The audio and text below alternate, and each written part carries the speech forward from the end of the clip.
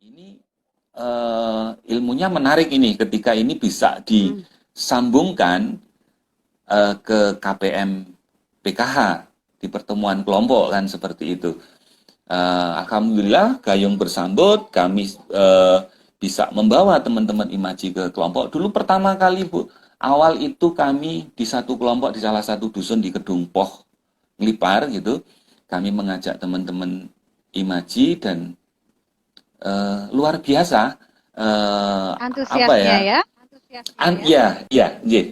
Karena keterbatasan saya tentang ilmu kesehatan jiwa karena non sewu saya juga nggak punya basic di situ gitu. Nah, teman-teman Imaji masuk membawa materi tentang kesehatan jiwa termasuk tentang deteksi dini tentang stres seperti itu luar biasa. Komunikasi di kelompok kebetulan.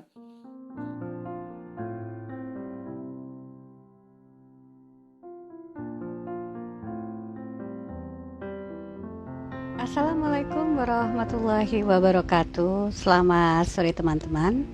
Apa kabar semuanya? Senang sekali saya Ida dari Imaji Inti Mata Jiwa, yakni LSM yang bergerak di pencegahan bunuh diri dan kesehatan jiwa di Gunung Kidul kembali bisa menjumpai teman-teman di Imaji Talk. Hari ini judul materi kita adalah kekuatan di balik derita. Dan tamu saya adalah Om Pras, pendamping PKH Program Keluarga Harapan yang selama ini sering bekerja sama dengan LSM Imaji untuk membagi pengetahuan kepada masyarakat. Tentang apa dan bagaimana kiprah Om Pras dan bagaimana Imaji bersinergi dengan PKH, saya akan undang Om Pras untuk berbincang-bincang dengan kita semua di kesempatan sore hari ini. Ya, Om Pras ini sangat aktif ya, saksikan kesehatan jiwa. Karena seperti kita ketahui, di daerah Gunung Kidul itu masih kental mitos tentang bunuh diri ya. Sehingga bunuh diri pun juga terkait dengan masalah kesehatan jiwa. Selamat sore Om Pras. Selamat sore Bu Ida. Ya, selamat sore teman-teman semua. Sorry banget kalau misalnya tadi koneksi kita agak terganggu ya. Iya. Ya, namanya juga media sosial, apalagi kita menggunakan teknologi. Bergantung kepada koneksi, jadi kadang-kadang tidak bisa sesuai harapan. Betul. Oke, saya ucapkan selamat sore ya untuk teman-teman. Ini adalah Om Pras. Silakan Om Pras memperkenalkan diri. Terima kasih Bu Ida. Selamat sore sahabat-sahabat Imaji. Salam sehat. Perkenalkan, nama saya Danang Prasetyo, pendamping program Keluarga Harapan Kecamatan Nglipar. Ya, kalau istilah PKH kita sudah sering dengar, tetapi sebenarnya apa sih PKH itu dan kenapa namanya adalah Keluarga Harapan? Karena setahu kami PKH itu pendamping dari keluarga yang secara sosial ekonominya kurang mampu. Sebenarnya program Keluarga Harapan untuk wilayah khususnya di DIY dan Gunung Kidul ini program yang digagas Kementerian Sosial. Kami adalah tahun kedua Bu nasional. Jadi tahun pertama itu 2007, tahun 2008 itu baru masuk ke DIY dan kebetulan Gunung Kidul juga mendapatkan program Keluarga Harapan. Jadi program Keluarga Harapan adalah program yang digagas Kementerian Sosial yang memberikan bantuan tunai dalam bentuk uang, tapi yang membedakan dengan bantuan tunai yang lain, kalau PKH itu bersyarat. Jadi ada syarat-syarat tertentu agar bisa mendapatkan bantuan. Kalau dulu di awal program itu menyasar pada, kalau kita boleh menyebut dulu, keluarga sangat miskin gitu ya Bu. Tapi kalau sekarang kita menyebutnya keluarga prasejahtera gitu. Jadi yang mereka itu punya komponen-komponen tertentu yang ini untuk menghitung jumlah besaran bantuan. Nah, salah satu komponennya adalah anak sekolah yang untuk sampai tahun 2021 ini itu di cover sampai SMA.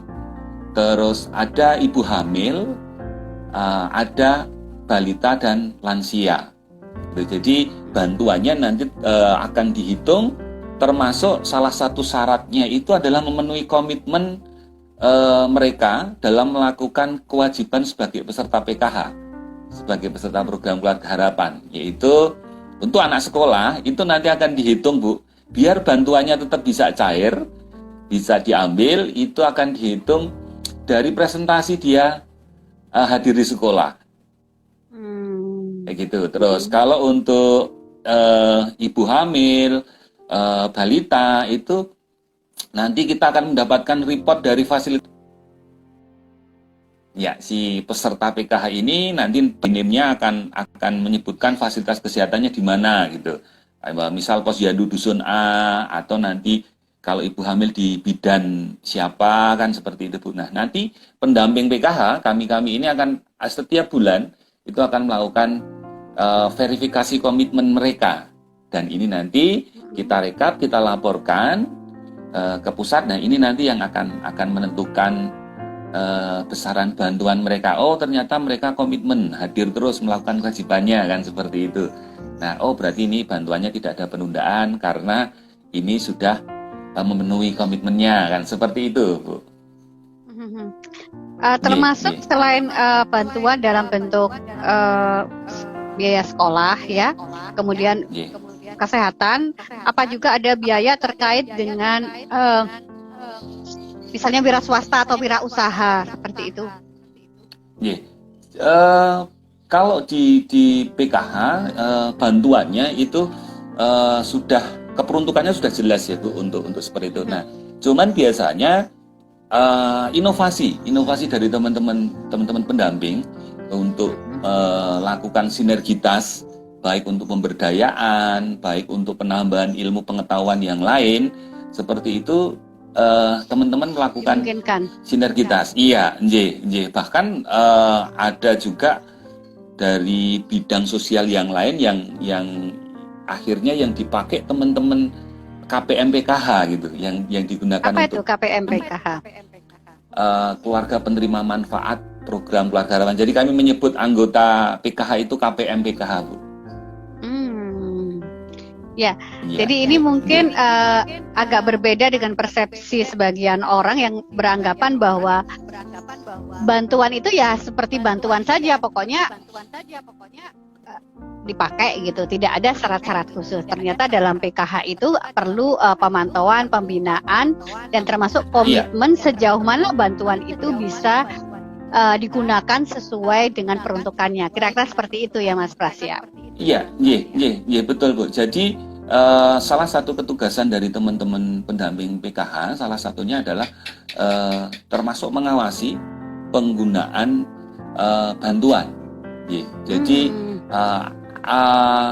agar benar-benar nanti bisa manfaat. Oh, ini bisa untuk periksa. Oh, ini bisa buat uang saku anak sekolah, kan seperti itu. Jadi kalau sebenarnya mungkin kalau uang bantuan PKH gitu ya, Bu, karena ini untuk memenuhi 100% mungkin nggak bisa gitu ya. Tapi ini bisa memberikan stimulan bagi KPM PKH gitu untuk bisa tetap terus berjalan, minimal ketika kita asumsikan, kita contohkan ketika tahun ajaran baru, Bu, yang keperluan alat sekolah dan sebagainya ini sangat besar kayak gitu, dengan adanya bantuan PK ini bisa sedikit membantu, dan seperti itu. Jadi memang yang membedakan di sini gitu, kita benar-benar harus melakukan pendampingan, bahkan oleh kementerian pun kita juga sudah dibekali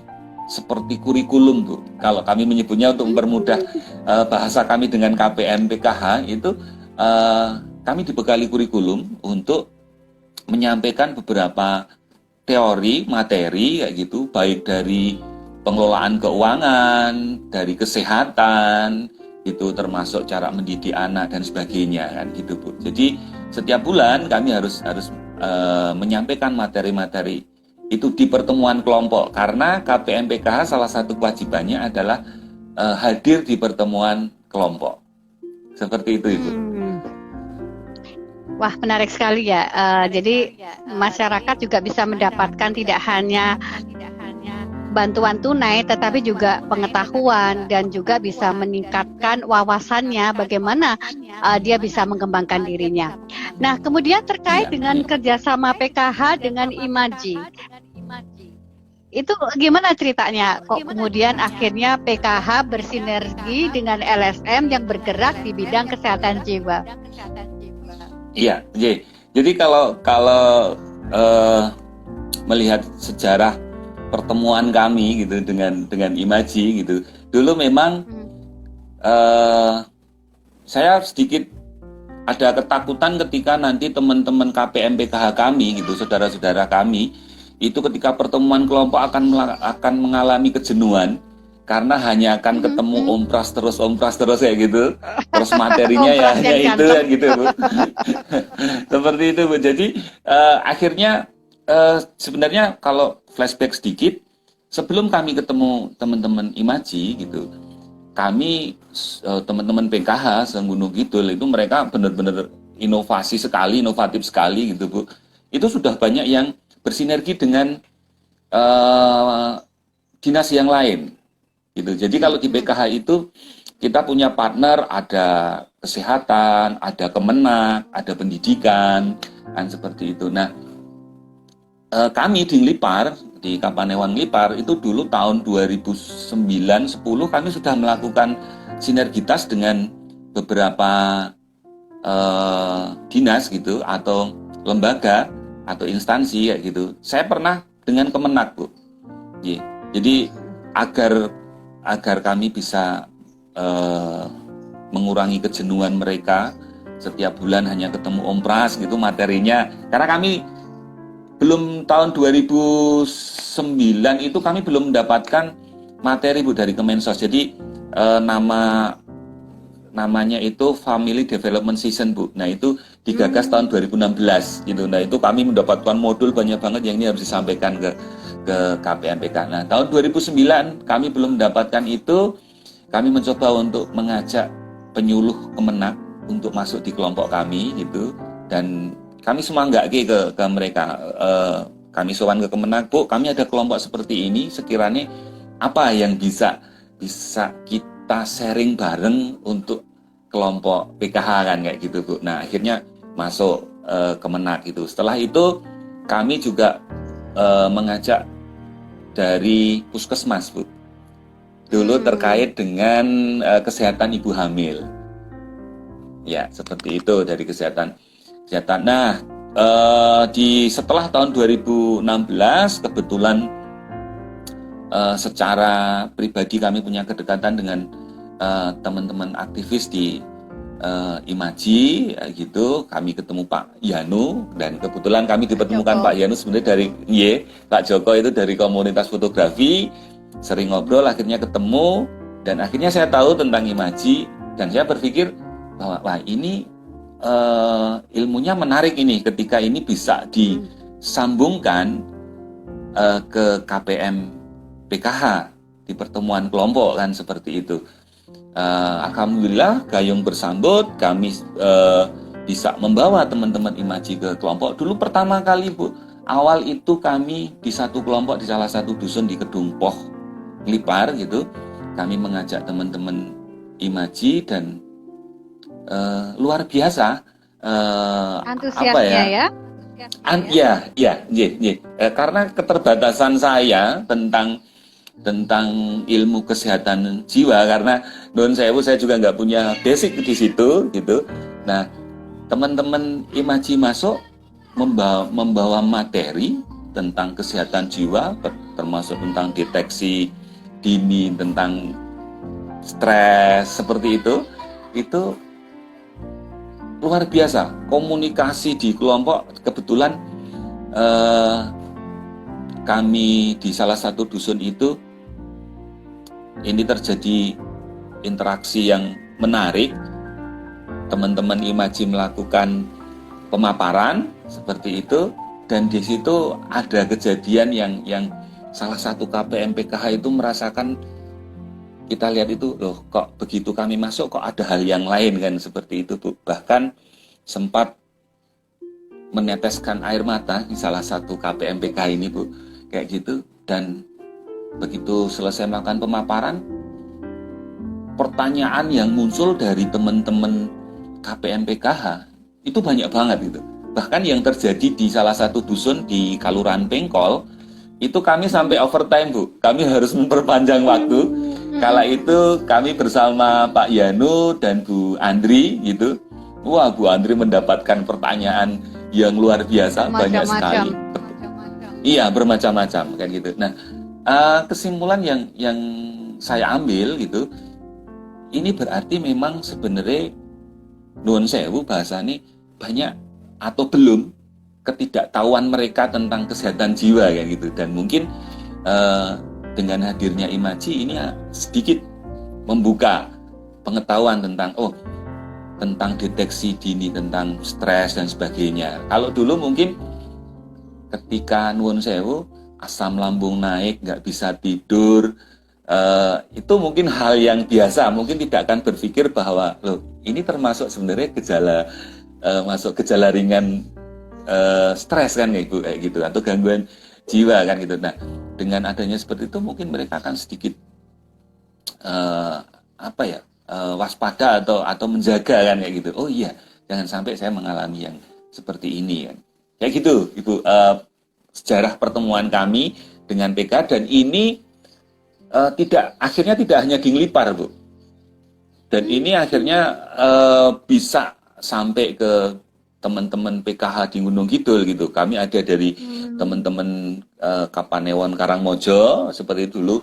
Kami di Kalurahan Bejiharjo gitu. Terus kami di Palian itu malah maraton Bu. Di Palian itu 2 kalurahan itu langsung teman-teman Imaji akhirnya sempat kewalahan juga.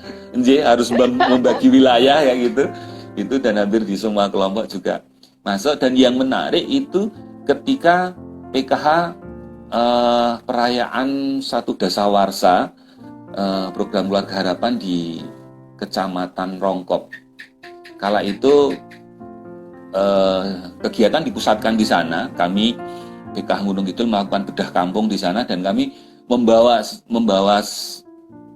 berbagai macam informasi di sana, termasuk kami melakukan bedah kampung, memberikan fasilitas, ada MCK dan sebagainya gitu.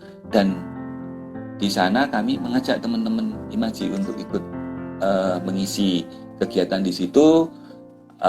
Tidak hanya di situ, ada dari penyuluh pertanian, bahkan dari Polres tentang kesehatan, tentang bahaya narkoba. Kami juga diajak ke sana, kami ajak ke sana gitu. Jadi sebenarnya PKH menurut saya gitu, itu ruang yang sangat luas sekali untuk dimasuki berbagai macam informasi yang nanti akan berguna bagi KPM PKH itu sendiri. Seperti itu, Ibu. Ya. Teman-teman mungkin yang baru saja bergabung, saya ucapkan selamat sore. Saat ini tamu saya adalah Mas Danang Prasetyo. Beliau adalah pendamping PKH, program Keluarga Harapan. Tadi beliau menceritakan bahwa program PKH itu adalah semacam pemberian bantuan kepada masyarakat yang membutuhkan, tetapi dengan syarat gitu ya. Dan kemudian mereka juga akan dilakukan pembinaan, pengawasan, dan rutin mereka melakukan pertemuan. Dan pada saat pertemuan itu dari pendamping PKH akan memberikan informasi, pengetahuan apa saja, bekerja sama dengan lembaga atau instansi lainnya. Dan dalam 1 tahun terakhir ini ya, sebelum pandemi ya, PKH juga bersama Intimata Jiwa mensosialisasikan tentang kesehatan jiwa. Tadi Om Pras cerita betapa antusiasnya masyarakat ketika mendapatkan informasi pengetahuan tentang kesehatan jiwa. Dan ternyata masyarakat banyak yang tidak memahami tentang kesehatan jiwa. Mungkin selama ini Om Pras orang beranggapan yang namanya jiwa atau gangguan jiwa itu identik dengan gangguan jiwa berat gitu ya. Padahal ada yang kita sebut sebagai common mental health, yaitu gangguan jiwa yang umum terjadi di masyarakat seperti cemas, depresi, gangguan tidur, juga psikosomatik ya. Jadi gangguan fisik yang kalau kita telaah lebih jauh itu tidak ada penyakitnya, tetapi disebabkan reaksi dari psikologisnya. Dan ini juga sempat disosialisasikan ke warga penerima bantuan PKH. Mas Pras, ada nggak cerita inspiratif ya? Karena Mas Pras ini kan dekat ya dengan orang-orang yang ya penuh perjuangan lah. Kalau sekarang ini masa pandemi gitu ya, semua orang lagi susah. Termasuk teman-teman kita di teman-teman PKH ya, penerima bantuan PKH, KPM PKH tentu juga punya problem tersendiri. Tapi apakah Om Pras bisa melihat ada sebuah kekuatan di balik derita? Karena mereka ini sebenarnya adalah orang-orang yang dalam tanda kutip ya, secara sosial ekonomi dianggap kurang gitu. Iya, kalau menurut pandangan saya sendiri Bu, yang saya bisa mengamati langsung gitu, justru kekuatan itu justru muncul itu malah justru dari teman-teman KPM PKH itu Bu. Jadi ketika pandemi ini menyerang berbagai macam lini kayak gitu. Nah mungkin kalau saya melihat sih ini hanya seperti ucapan gitu ya Bu ya. Wah, semua lumpuh kayak gitu. Nuwun sewu kalau bahasa ringannya itu, suami saya yang dagang akhirnya juga terganggu, suami saya yang buruh bangunan juga akhirnya terganggu kan seperti itu. Tapi secara kenyataan gitu, itu mereka pun nuwun sewu, simpelnya itu tersenyum pun masih gitu Bu. Masih tersenyum, bisa ya? Seperti iya. Jadi kalau saya menerjemahkan ketika bahasa mereka, kabeh ngalami pandemi, semua mengalami pandemi. Orang DWI kok, kita tidak sendiri kok kayak gitu. Nah, menurut saya ini pernyataan optimisme gitu. Justru malah ini munculnya semangat malah ada di situ, seperti itu Bu. Jadi karena kalau simpelnya sih mungkin untuk yang benar-benar pure di pertanian kayak gitu, ini nggak akan begitu mengkhawatirkan gitu ketika ketahanan pangan mereka pun juga luar biasa kayak gitu, tidak akan mengganggu gitu Bu. Cuman memang karena ini menyeluruh, terkena dampaknya kayak gitu. Tapi ketika kalau kita mau benar-benar masuk ke dalam kayak gitu, masuk ke lingkungan mereka gitu, optimisme mereka tentang menghadapi pandemi itu sebenarnya ada Bu, gitu. Cuman memang karena kadang terlalu dilingkari dengan informasi-informasi yang mungkin sebenarnya kurang sedikit memberikan optimisme Bu. Kayak gitu. Jadi Om Pras melihat justru di tengah-tengah pandemi ini mereka yang dianggap sebagai keluarga harapan itu justru masih bisa survive, masih bisa bertahan, masih bisa tersenyum, dan itu luar biasa ya. Artinya mungkin begini Om Pras, bisa nggak kalau saya asumsikan bahwa mereka sudah terbiasa didera-derita sehingga ketika menghadapi pandemi ini ya menderita sih, tapi cara wong wis biasa diantemi jadi menjadi lebih kuat gitu. Iya, justru malah ini yang mungkin gitu dijadikan mereka menjadi momentum untuk bangkit kembali gitu. Jadi kalau mungkin ketika kita nuwun sewu mungkin memang harus kedusur dulu, jatuh dulu gitu. Nah, karena ketika dengan jatuh itu nanti kita akan berdiri dan berlari kan. Nah, saya melihatnya di KPM kami khususnya ya Bu ya, KPM kami gitu. Itu seperti itu gitu. Karena begitu pandemi kesini gitu sudah agak mulai reda dan sebagainya kayak gitu, mereka kembali bersemangat gitu. Bahkan gitu Bu, mereka itu sebenarnya sangat rindu untuk segera melakukan aktivitas seperti sebelum pandemi, bertemu dengan rekan-rekan KPM PKH yang lain, pertemuan kelompok, kayak gitu. Terus melakukan beberapa kegiatan yang dilakukan di kelompok itu sebenarnya mereka sudah merindukan, karena banyak Bu teman-teman pendamping PKH yang sudah melakukan kegiatan, kalau kami bahasanya ekstrakurikuler gitu ya Bu. Itu mereka ada bank sampah di teman-teman di Karangmojo, khususnya Bejiarjo itu luar biasa bank sampahnya gitu, terus ada perkebunan ya. Nah, mereka merindukan itu gitu loh. Pandemi segera berakhir agar kami bisa segera berkumpul kembali, berkegiatan kembali, dan syukur-syukur juga ini bisa menambah pendapatan kembali kan, seperti itu Bu. Kayak gitu. Ya, saya kira ini harapan kita semua ya, Om Pras ya. Oke, Om Pras, terkait dengan ketahanan mental dari mereka, keluarga PKH ya. Selama ini seolah-olah ada satu anggapan bahwa orang-orang yang terpinggirkan secara sosial ekonomi kurang, itu rentan terhadap gangguan mental emosional atau gangguan jiwa gitu. Termasuk juga mereka adalah orang-orang yang beresiko untuk melakukan ya bunuh diri. Karena selama ini kan seolah-olah wah bunuh diri itu disebabkan karena faktor ekonomi, karena faktor tekanan hidup. Kalau pandangan Om Pras sendiri secara pribadi ya, karena Om Pras kan sehari-hari berinteraksi dengan mereka yang memiliki ketidakberuntungan dalam tanda kutip ya pada sisi tertentu. Bagaimana Om Pras? Mungkin anggapan itu juga mungkin ada benarnya juga Bu. Cuman puji syukur kalau di daerah kami itu tidak terjadi gitu. Tapi memang karena maka disinilah PKH hadir gitu.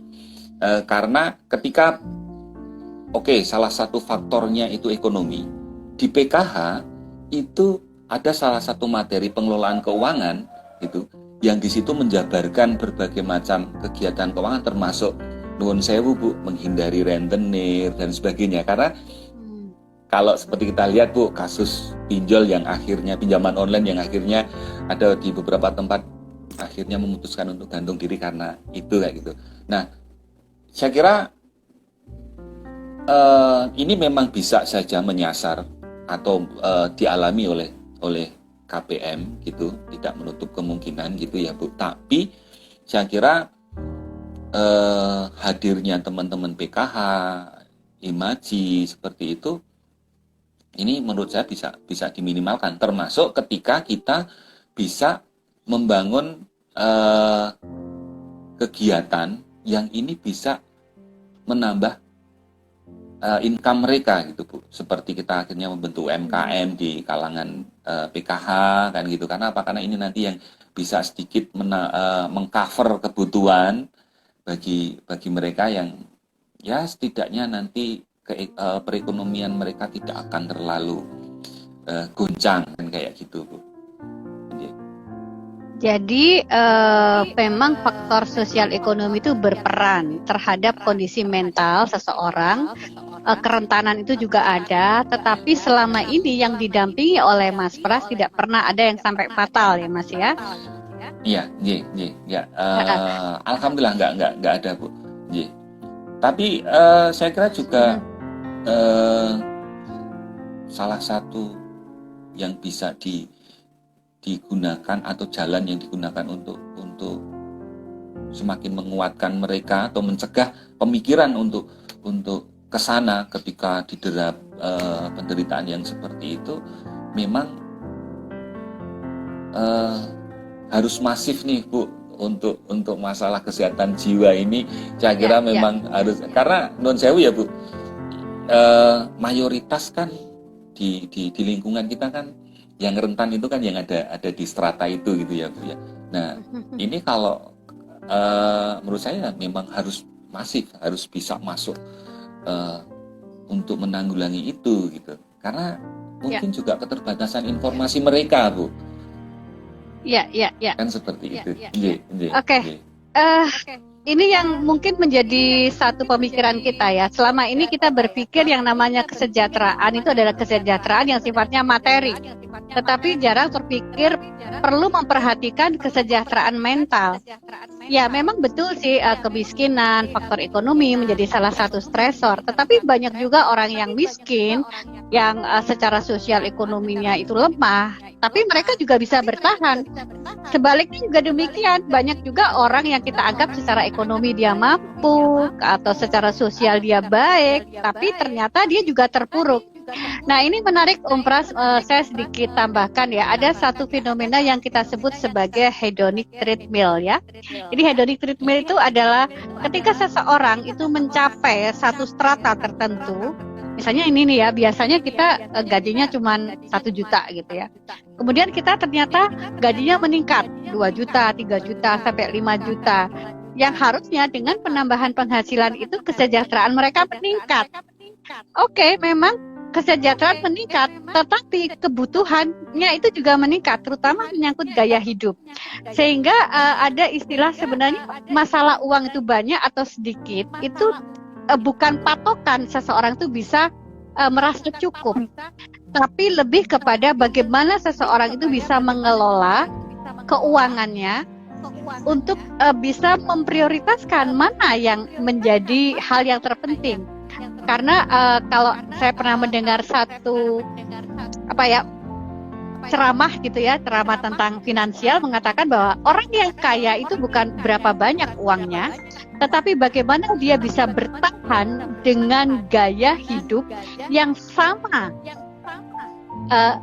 selama berapa lama bertahan itu. Nah, itulah orang yang kaya gitu ya. Nah, mungkin untuk teman-teman PKH yang secara sosial ekonomi memang di strata yang kurang, kondisi pandemi ini mereka terpuruk, tetapi mereka bisa memainten pola kehidupan yang sederhana. Ini saya kira akan lebih bisa bertahan ya daripada dengan orang-orang yang secara ekonomi itu kaya, kemudian karena pandemi terpuruk, kelabakan untuk membiayai gaya hidupnya. Dan itu pada dasarnya adalah mereka tidak lebih kaya daripada teman-teman yang ada di PKH. Oke, Om Pras, apa harapannya kepada pemerintah, masyarakat, kita semua agar pandemi ini bisa memberikan ketahanan mental kepada kita semua, terutama karena Om Pras sering sekali berinteraksi dengan mereka yang strata yang bawah ya, dan kemudian pembelajaran apa yang bisa didapatkan oleh Om Pras dan ingin dibagi kepada kita semua sebagai penguat dalam menghadapi situasi seperti ini. Ya, kalau dari sudut pandang PKH gitu ya, Bu, bahwa ini PKH ini adalah ruang yang sangat luas yang bisa digunakan untuk berinteraksi apapun gitu, termasuk salah satunya adalah tentang kesehatan jiwa seperti itu. Nah, mungkin di masa-masa yang seperti ini gitu, di masa-masa yang seperti ini, yang ini mungkin semoga ini masa transisi ya Bu, untuk menuju lebih baik setelah pandemi ya gitu. Amin, amin, amin. Karena kalau kami lihat bantuan secara finansial dari pemerintah, dari bentuk sembako, uang tunai dan sebagainya, saya kira memang sudah luar biasa, terlepas dari tepat sasaran dan sebagainya itu. Nah, justru mungkin adalah penguatan secara mental, jiwa gitu Mbak, mentalnya secara mental ini yang mungkin memang harus segera diberikan. Atau karena kan mungkin ada sebagian juga yang sedikit mengalami trauma gitu itu tentang pandemi gitu, yang nuwun sewu gitu, kiwa tengene ngerti-ngerti meninggal karena kayak gitu. Ini kan mungkin sedikit memberikan trauma gitu ya bagi mereka. Betul sekali. Mungkin setelah ini gitu, ketika perekonomian sudah sedikit mulai membaik, nah trauma ini Bu yang harus disembuhkan tentang pandemi ini Bu, yang ini nanti akan menguatkan mental siapapun yang mengalami pandemi seperti ini, efek dari pandemi. Dan harapan kami sih ini ada Bu gitu, ada bisa masuk ke ruang-ruang sampai bawah kayak gitu Bu. Ini harapan kami kan gitu. Nah, terkait dengan adanya Imaji, kalau pandangan saya secara pribadi, ini kelihatannya akan lebih indah, akan lebih cepat pergerakannya masif itu ketika kesehatan jiwa ini posisinya seperti ketika posyandu, yang di setiap dusun itu ada kadernya, itu ada kegiatannya tentang kesehatan jiwa gitu, atau entah mungkin nanti bisa dimasukkan ke posyandu lansia, atau mungkin bisa dimasukkan ke kegiatan di posyandu kayak gitu. Nah, ini akan lebih cepat untuk mendeteksi dini tentang kerentanan-kerentanan seperti itu. Itu Bu yang harapan kami di masa pandemi ini, atau menurut kalau saya sih sudah optimis ini transisi pandemi untuk menuju lebih baik kayak gitu, ada perbaikan untuk mental di bawah kayak gitu Bu. Jadi karena luar biasa Bu, informasi atau berita-berita yang ini kadang menyerang mental Bu, nggak fisik langsung, mental yang di sana. Bahkan sebenarnya jujur Bu, saya mengalami sendiri sedikit trauma kayak gitu. Rumah saya pinggir jalan besar gitu Bu, kami menghitung dalam waktu 20 menit itu 30 lebih ambulans itu. Nah ini sedikit bikin sedikit terganggu juga gitu Bu. Iya. Seperti itu. Itu menjadi harapan kami di masa pandemi. Oke lah, untuk masalah finansial, bantuan sembako dan sebagainya, saya kira pemerintah sudah luar biasa. Nah, ini coba kita disentuh lagi untuk penguatan mental bagi kemarin yang sedikit mengalami trauma karena efek pandemi, kayak seperti itu, Bu. Ya, Om Pras, banyak sekali pembelajaran yang bisa kita dapatkan dari Om Pras ya. Bagaimana Om Pras bisa memberikan pemahaman kepada kita bahwa bantuan yang diberikan itu bukan sekedar bantuan semacam hadiah, interkelas gitu, enggak. Tetapi lebih kepada bagaimana mereka bisa berkomitmen terhadap bantuan tersebut dan menggunakan sesuai dengan apa yang sudah ditentukan oleh pemerintah gitu ya.